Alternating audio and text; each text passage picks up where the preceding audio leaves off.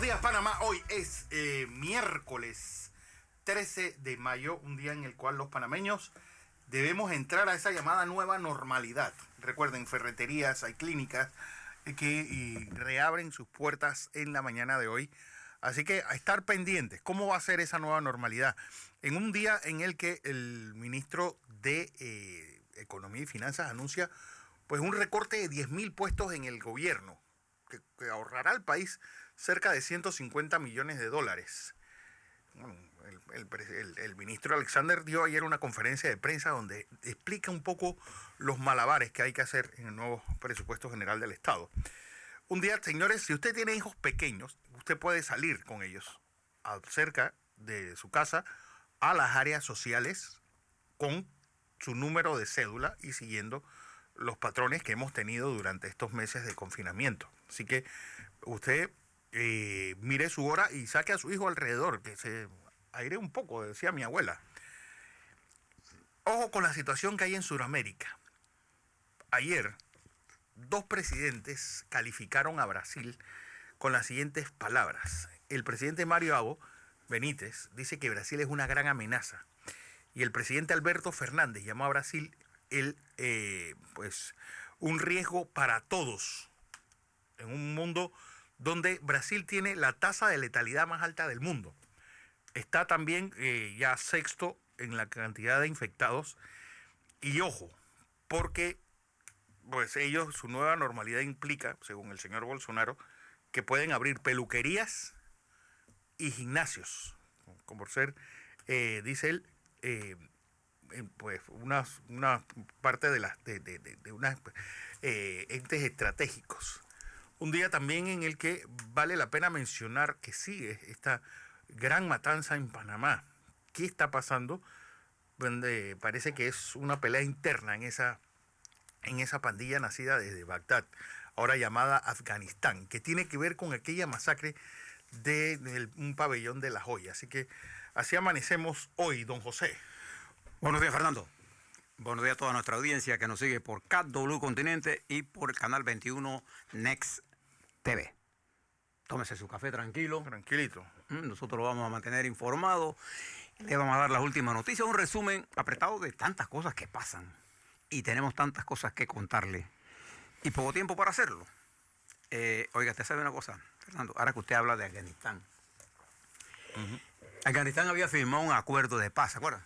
Con los talibanes. Los talibanes, el presidente Trump como intermediario y el gobierno de Afganistán, que no gobierna nada. Sí.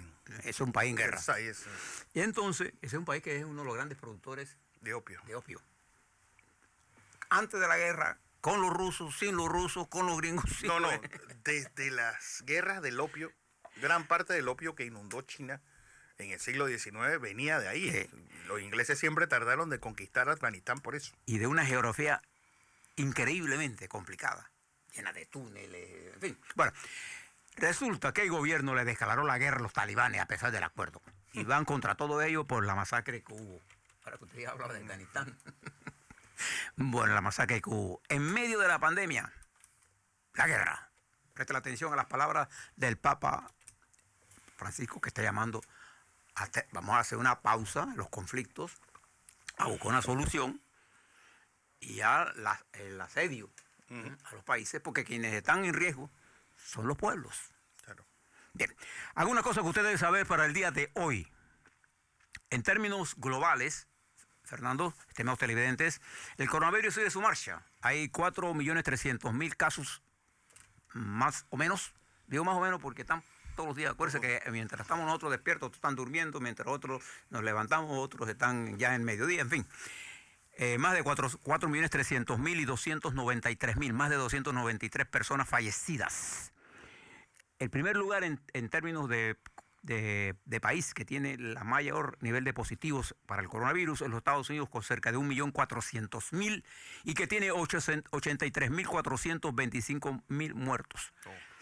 Rusia ha pasado el segundo lugar en contagio, con la cifra astronómica de 242.270. Sin embargo, solo exhibe unos 2.200 muertos. Entonces ahora están cuestionando la cantidad de muertos. Fíjese, usted divide 2.200 entre 240.000 le da menos de 1.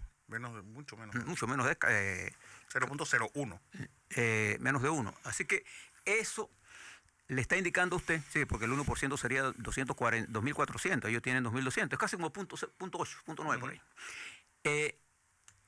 Ellos dicen que no, el mundo, alguna gente en el mundo dice que sí.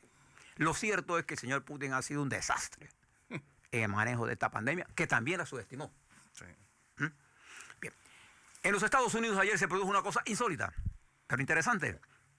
Ayer el Senado de los Estados Unidos, en una teleconferencia, dio una audiencia a 4 de los asesores del llamado grupo de la fuerza de tarea que está viendo este problema de los coronavirus. Y adivine quién fue la estrella. Anthony Fauci. El doctor Anthony Fauci, que precisamente se enfrentó a un senador, Rand Paul, perdón, en la que el senador le decía, usted no es la última palabra, usted no tiene la última palabra. Y Fauci, con esa capacidad que tiene un hombre de talento, quizás el hombre más conocido del mundo y uno de los científicos más respetados de este mundo, por lo menos en los Estados Unidos y en el resto del planeta Tierra. Sobre todo lo que es inmunología. No hay nadie más arrogante que un ignorante, porque la arrogancia en un genio, uno la tiene que tolerar, porque es un genio. Pues. Claro. Pero la arrogancia de un ignorante no hay por qué tolerarla. Este le dice esto, y mire la humildad con que el doctor Fauci le contesta a este caballero senador.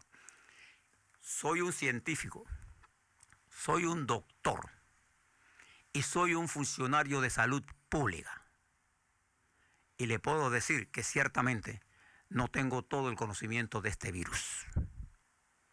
Y le dice, como ejemplo, el virus ha producido un nuevo fenómeno que nosotros no lo teníamos, que es que los niños, señor senador, se están aparecen ahora con inflamaciones en órganos correlacionados con el COVID y mueren. Síndrome de Suzuki. Y entonces él habla de esto y se lo explica. Ahora cuando hablemos con el doctor de la Rosa le vamos a hablar para que le dé una explicación a ustedes científica de esto. Pero quien se distinguió en la conversación con la franqueza, fíjese lo que dijo de la cifra. Le preguntan, ¿usted cree que, porque en ese momento Estados Unidos tiene 82.000 muertos, ¿usted cree que son 82.000 muertos? Porque el gobierno Trump dice que no, que es menos. Dice el doctor Fauci, no, creo que es más. Creo que hay mucha gente que ha muerto que no sabemos, que no le hemos contabilizado. Esto desató la furia de los seguidores del señor Trump y a la madrugada de hoy aparece una campaña ¿contra quién? Contra este hombre de 82 años que ha servido a más de 4 presidentes, 5 con este, y que es una de las autoridades mundiales, no de Estados Unidos, mundiales. Cuando usted quiere saber algo, tiene que hablar con él y escucharlos a él. Fue interesante esta conferencia, esta comparecencia, porque recuerde que Trump negó que el señor Fauci participara en la citación que le hizo la Cámara de Representantes, alegando que estos son controlados por los demócratas, estaban controlados por los republicanos, y resulta que senadores republicanos reconocieron que el esfuerzo del presidente Trump para manejar el coronavirus es malo, incluyendo la prueba que dice Trump que esto es lo máximo en los Estados Unidos. Fue interesante esa confrontación de ideas. Si usted quiere ver esto, muévase un poco al continente y mire, váyase a Inglaterra. Usted sabe, Fernando, que los conservadores, los llamados Tory, están sumamente preocupados por el cambio de Boris Johnson. Después del coronavirus, es diferente, no lo reconocen. Sí. Pero sigue siendo errático el manejo, hay mucha confusión. Pero, ¿cómo no va a haber confusión? No solamente en Inglaterra, en todos lados del mundo. Todos aquí tenemos muchas preguntas sin respuestas. ¿Por qué? Porque estamos frente a un fenómeno y a un virus que aún no lo tenemos dominado. No lo conocemos del todo. Sabemos algunas cosas. Hemos aprendido a conocer el enemigo, pero no lo conocemos del todo. Y el que le diga a usted que va a pasar A o B o C, le está diciendo algo que no sabe. Póngase el ejemplo.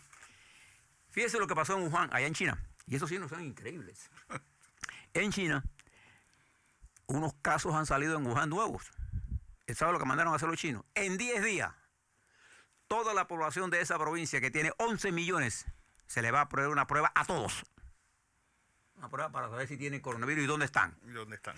Y todos van a ser monitoreados por el GPS del celular. Oh. Si usted se mueve y está positivo, ellos saben exactamente dónde está usted. En 10 días, 10 millones de pruebas significa 1 millón de pruebas por día. Por día. Por día. Y es una orden. Y allá se cumplen las órdenes. Si no, usted se pone a la consecuencia. Bueno, eso lo está haciendo China para que ustedes vean cómo está. Y si usted va a Brasil, mire lo que pasa en Brasil. Soberano desastre. El presidente Bolsonaro, que ha dado pinta de que ahora tiene el coronavirus, tiene el Sergio Moro, tiene a la oposición, está perdiendo la Cámara Legislativa, tiene a los jueces en contra. Y cuidado que los militares Y a todos los países de alrededor. le dan una empujada. Bueno, este señor Bolsonaro, echando para atrás una orden de su ministro de Salud, dice que lo que le explicaba a Fernando, que los salones de bellezas, los gimnasios, son industrias estratégicas. Estratégicas, que tiene de estratégico eso, porque dice que él es un deportista. Entonces esto le está dando una preocupación muy grande. Recuerdo lo que le dijo Fernando, en América del Sur solamente hay 2 países que no tienen frontera con Brasil. Ecuador y Chile. Ecuador y Chile. Sí, los demás todos. Los demás todos están vinculados con Brasil. Y entonces todos tienen preocupación. Porque fíjese que en Brasil, allá en la Amazonia, los indígenas se están muriendo por el coronavirus. Y hay en Manaos también brotes. Bueno, en el centro de la selva amazónica. Y eso ha creado un problema porque también en la selva de acero, que son las grandes ciudades, también hay casos. Y particularmente en esos grandes barrios de pobreza. Y ha puesto en cuestionamiento a Brasil. ¿Brasil cuántos tiene? 200 millones de habitantes. No, pero ¿tiene cuántos casos por ahí? Parece que usted nos paga la cifra. Para que usted vean La el cifra problema. exacta es de 178.214 casos, de los cuales 93.156 están en activos con 12.461 fallecidos.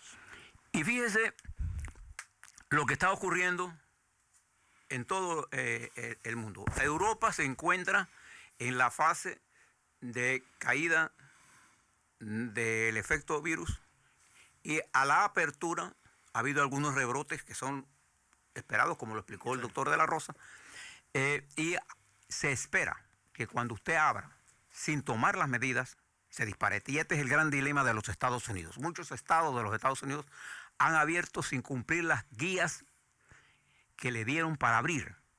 Entonces el peligro que señalan los científicos de Estados Unidos es que esto puede producir un rebote de consecuencias impredecibles. Pero hay que abrir la economía, pero hay que hacerlo con determinados parámetros. Eso es lo que está pasando en el mundo. Veamos lo que está pasando en Panamá, Fernando. Algunos le doy las cifras y le muestro nuestras gráficas. Y le doy un consejo a los que en el Ministerio de Salud manejan esta información. Ayer tuve la oportunidad, Fernando, de seguir en detalle. Yo normalmente el tiempo no me da para seguirlo.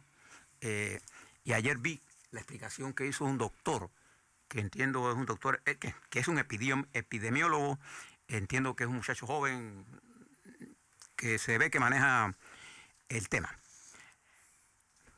Hay 8.773 casos positivos, de los cuales 167 resultaron con positivos al coronavirus. Tenemos aislados en casa 1.315, que representan el 15%, aislados en hoteles 819, hospitalizados en sala 295, que representan el 3,4%. En cuidados intensivos tenemos 80, que representa 0,9%. Tenemos 252 fallecidos para una tasa de letalidad de 2,87. Sigue siendo baja comparado incluso con Alemania. Comparada con los Estados Unidos, esta es 2 veces menos, y comparado con el mundo es casi 3 veces menos la de Panamá. Nosotros hemos hecho 44.561 pruebas realizadas, lo que nos da a nosotros 10.415 pruebas por millón de habitantes. Tengo una idea, Cuba quiero que tiene 6.000 en estos días. Sí. Ayer fue que lo revisé. Por ciento de la población a la que se realizó estas pruebas de 1.04. Veamos las gráficas. ¿Cuál tenemos ahí, Fernando? Usted la ve mejor que yo. Ahí tenemos el comportamiento del incremento de casos, la tendencia lineal y polinómica. Bien, usted está viendo la curva y usted ve que esa curva Es más cóncava. ahora la hemos extendido. O sea, desde el momento en que usted ve que estamos por encima del 13 de mayo, lo demás es proyección matemática. Y fíjese la proyección polinómica que está indicando. Está indicando una caída. Para que tengan una idea, esta curva, que es una curva estadística pura, matemática, predecía que ayer iban a haber aquí hubo 167, iban a haber 168 casos. Y hubo 167. Esto simplemente sigue la tendencia. Aquí no hay ningún insumo puesto a nada. Estos son los datos oficiales llevados a curvas diferentes, una lineal y otra polinómica, en las que nos dicen a nosotros las cosas que tenemos que mirar desde el punto de vista de estadística pura. Lo que estamos diciendo entonces es lo siguiente. La tendencia es a la baja. Usted le puede decir, bueno, que un día subimos, un día bajamos. Bueno, es que una sola medición no hace ninguna tendencia en ningún lado. Es que además que si veis, todo está dentro de un rango. Esa es la meseta que se estaba buscando. Entonces nosotros estamos en un punto calculado por el epidemiólogo del MINSA, el experto. Ellos dicen que es 1.01. Acuérdense que esto no es un promedio. Esto es un umbral. Nosotros nos movemos en ese umbral. Ahora, ayer me preguntaban, y este es mi consejo para el joven que estaba dando este fenómeno. Cuando usted en televisión presenta tantas láminas, nadie tiene la capacidad, a la velocidad que usted la presenta, de entenderlas. Absolutamente nada. Y entonces usted lo que hace es confundir a todo el mundo. Entonces lo que se trata en comunicación, mi querido doctor, igual que la ciencia, es que hay que repetir. Por ejemplo, ¿qué es la R? La R para usted tiene un significado, pero para la mayoría de la gente no tiene ningún significado. Y no hemos hecho la suficiente educación para que la gente tenga la R. Recuerde lo siguiente, siempre. Y esa es la importancia de este parámetro. No es el único para medir el comportamiento, pero es uno de los importantes que usan los epidemiólogos.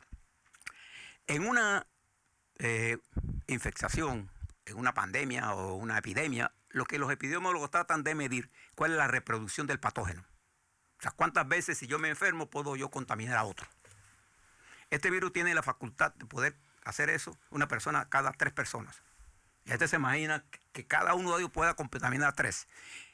Y cuando usted tiene el escenario donde no tiene una vacuna para dar inmunidad y no tiene una cura, la única cosa que usted puede hacer son las medidas de contención, la medida de prevenciones, la medida que nos permita a nosotros enfrentar al enemigo, ¿no así?, con las mitigaciones que podemos imponer. Y la primera medida es cuarentena. La segunda medida es medidas de salud. La tercera medida es medición para saber dónde se expande. Y la cuarta medida es investigar el enemigo. Y nosotros hemos hecho todo eso. Y es por eso que esa curva se comporta como está hoy. Entonces, el R, usted le puede decir RT, le puede decir RE, le puede decir simplemente R. Mi recomendación a los jóvenes que presentan esto, a los profesionales, es que en materia de comunicación no abrumen a la gente con decirle tantas cosas. Concéntrese en decirle dónde estamos y para dónde vamos. Punto. Lo demás son detalles técnicos para compartir con gente que está especializada en eso. Por ejemplo, es que si un mecánico me dice a mí, arranca el carro y él lo arranca, y digo, ¿por qué fue lo que hiciste? Bueno, es que él sabe, él no me va a explicar a mí cómo funciona el carro, él simplemente me lo arregla y se acabó. Entonces, en todas las profesiones, uno siempre trata de comunicar. Y comunicar es que la gente acepte, comprenda los conceptos básicos de esto. Los conceptos básicos de esta epidemia, ¿cuáles son? 1, es un virus nuevo que no conocemos. 2, no tenemos vacuna. Como consecuencia, la población susceptible a ser atacada por el virus no está protegida por ninguna inmunidad. Y 3, no tenemos cura. Entonces nos enfrentamos a una situación seria y además se reproduce muy rápidamente. Eso es lo que la gente debe saber. 2, ¿qué tenemos que ver? Cómo se reproduce el virus y a qué velocidad se reproduce. Eso es lo que mide la R. Y cuando esa R está por encima del umbral de 1, es que el virus está en control. Y cuando está por debajo, nosotros lo tenemos más o menos bajo control. Pero como decía el doctor Fauci, el virus no está bajo control en el mundo. Nosotros tampoco. Porque de acuerdo al dato oficial, ellos tienen 1,0,1, nosotros tenemos 0,98. Estamos en el umbral. Nos podemos mover, puede estar 0,98, puede ser 1 punto, puede ser que ellos estén exacto, pero nos movemos en un umbral que es inferior al umbral que teníamos al principio, que estábamos cerca del 2,5 o 3. Llegamos a un punto en que estábamos en 3. Entonces hemos avanzado, sí. Entonces, ¿qué es lo que le interesa a la gente? ¿Quiénes son los que más se enferman y quiénes son los que más se mueren? Para decirle a los jóvenes por qué la población menor de 50 años es la que más se contamina y por qué la población de mayor edad, que es la que menos se contamina, es la que más muere. Eso es lo que hay que explicarle a la gente. Porque la gente joven tiene que trabajar, tiene que estar en contacto. Y entonces ahí de trabajar, el manejo en la familia es lo que se hace complicado. Entonces eso es lo que tienen que explicar. Me parece a mí. Porque eso es lo que la gente necesita saber. Y al final uno siempre quiere saber hacia dónde vamos. Y yo creo que el gobierno tomó una ruta correcta. El gobierno tomó la ruta de la reapertura. Es una reapertura que hay que analizarla con pragmatismo. Por ejemplo, si yo digo que los mecánicos todos pueden trabajar, Claro. pero la ferretería solo se puede comprar online, entonces ¿cómo los mecánicos compran piezas? Es una cosa práctica, se me ocurre a mí. Entonces tú tienes que ir viendo las cosas y meterle el pragmatismo de la operatividad. No, además de que cómo haces, es decir, porque ahora mismo la mayor parte de los mecánicos son informales, entre que sacan aviso de operación que no saben dónde sacarlo. Póngase otro caso. Ahora que la gente está en la casa, por eso de una vez comienza la gente a hablar, ¿no? La gente está en la casa. Al hacer uso más del aire acondicionado, ¿qué les pasa al aire acondicionado? Necesita mantenimiento. Necesita mantenimiento, se daña, entonces usted está en su casa. Está incluido en los de hoy. ¿Está bien? ¿Y dónde compra usted las piezas? Eso es lo que yo le pregunto. O sea, un aire acondicionado, a veces las piezas no hay, usted tiene que buscar un sustituto. Entonces, ¿cómo se busca eso en Internet? ¿Y cuánto demora? ¿Cuánto va a costar? Entonces, uno tiene que ir viendo el pragmatismo y la praxis. Mi recomendación a los técnicos del MINSA es que cuando estén haciendo las explicaciones, piensen a la audiencia que le están dirigiendo estas explicaciones. Nosotros necesitamos elevar el nivel de cultura de nuestro pueblo. Sí, por eso hacemos un esfuerzo en la mañana de presentarle y reforzar lo que el MINSA dice, pero nuestros datos no son nuestros, son los datos oficiales del MINSA. Además que, José, hay una básica en comunicación. Cuando uno escribe en periódico, escriba para personas que tienen al menos 9 años de educación. Cuando uno habla en radio, piense que está hablándole a una persona que tiene 7 años de escolaridad. Cuando uno habla en televisión, hable como si estuviera hablándole a una persona que tiene 5 años de escolaridad. Le voy a dar un dato nada más. Probablemente el doctor, ¿cómo se llama él? De Rodrigo. De Rodrigo. En su vocabulario, probablemente él tenga más de 60.000 palabras. El promedio nacional tiene 10.000. 10.000. Es decir, él tiene 6 veces más palabras que el que lo puede entender. Entonces, ¿yo qué tengo que hacer? Cuando nosotros hacíamos la reforma agraria, todo nuestro vocabulario fue adaptado a 8.000 palabras que manejan en el campo. Y eso es menos, oye. Manejan, para que usted vea, pues eso es comunicar. Hay que entender cómo uno pasa el mensaje. Bien, porque lo importante es pasar el mensaje. Bien, esto es gratis. Algunas cosas importantes en la economía y por eso es lo que estamos hablando. Fíjese lo que le pasa a México. ¿Se recuerda, Fernando, que el señor presidente López Obrador, de sus cabezas, no publicó los datos de empleo? Y resulta que México en abril perdió 500.000 de empleo formal. Y la economía mexicana en las proyecciones que todos tienen oscila entre una caída del PIB para este año entre 8% y 12%. ¿Eso qué indica? Presión para todos los estados fronterizos de Estados Unidos. Claro.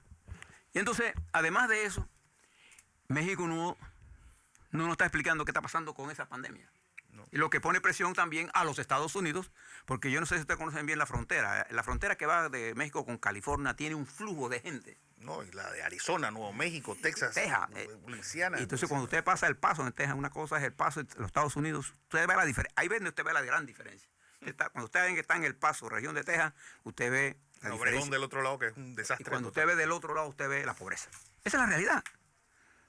Entonces esto pone presión a los Estados Unidos, le pone presión también a la frontera norte de México, la frontera sur de México, que es Guatemala, en donde precisamente allí está la población más pobre de ese país. Entonces, en el mundo nos estamos moviendo ante una economía amenazada, una economía que requiere incentivos, más que incentivos, requiere una especie de un equipo que entienda, que tenga buenas ideas, nuevas ideas. No podemos resolver la reactivación económica con ideas viejas. Yo diría que hoy más que nunca debemos ser keynesianos. Sí.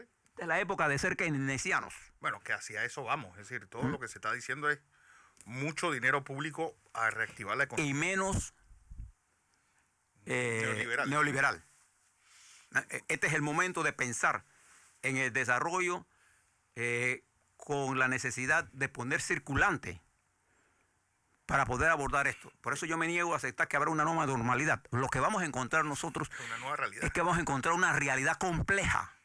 Don José, hay que ser más Londres y menos Chicago, hombre. Exactamente. Y que además de eso requiere de la unidad. Por eso que me opongo también al uso del criterio de ¿cómo se llama? El distanciamiento social. No. Social. Lo que nosotros necesitamos es un distanciamiento físico. Repetir las cosas bien. Porque le estamos dando una idea falsa a la gente de que va a haber una nueva normalidad. No va a haber ninguna normalidad. Aquí lo que vamos a tener es un problema bien grave. Los niveles de desempleo en Panamá son altos, igual que en el resto del mundo. Pero el resto del mundo está igual. La velocidad con que nosotros nos recuperemos va a depender también de cómo se recupera el mundo. Entonces nosotros necesitamos equipos para ver la plata internacional, equipos para ver la parte económica que está trabajando. Pero a la parte económica le tenemos que poner operatividad. Se va a requerir mucho ingenio y mucha necesidad de hacer las cosas en un fast track, en una forma más rápida. Nunca ponga en manos de un burócrata el manejo de una empresa. Nunca. Porque entonces no pasa. Usted sabe cuál fue el gran fracaso de la Unión Soviética. Que el partido se encargó de toda la producción. Entonces ellos llenaban los papeles que cumplimos la meta de producción y el trigo se perdía en los puertos. Porque no había como no había incentivo. Bueno, y el caso más patético es el caso alemán, cuando se Alemania comunista, te dice. se destruye la DDR, había fábricas produciendo cosas que nadie compraba.